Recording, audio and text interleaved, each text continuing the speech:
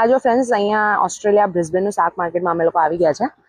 બધાને એવી ધારણા હોય છે કે ફોરેનમાં લોકો નોનવેજ જ ખાય, વેજીટેરિયન મળતું જ નથી કશું. તો હું તમને બતાવું કે શાક માર્કેટમાં શું શું મળે છે ને કેટલું બધું મળે છે. ફ્રૂટ્સમાં તો તમને ઓરેન્જીસ, એપલ્સ, પપાયા, ખજૂર છે અહીંયા જો $5 કિલો.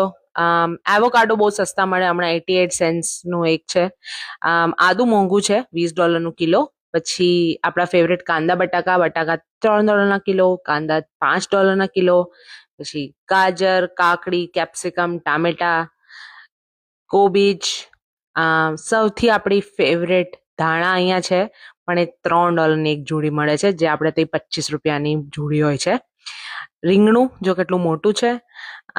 પછી વોટરમેલન $2.5 એક કાપેલું. લીંબુ 2 ટાઈપના છે. દાળો આપણા ટાઈપની બધી જ દાળો મળે, લોટ મળે, આપણા નમકીન, બિસ્કીટ બધું જ મળે છે. અને નોર્મલ કમાણી અહીંયા $21 પર કલાક તો હોય જ છે ઓછામાં ઓછી. તો વ્યાજબી ભાવે બધું વેજીટેરિયન ખાવાનું મળી રહે છે, એટલે ચિંતા ના કરશો તમારા છોકરાઓની. બિંદાસ મોકલો ઓસ્ટ્રેલિયા.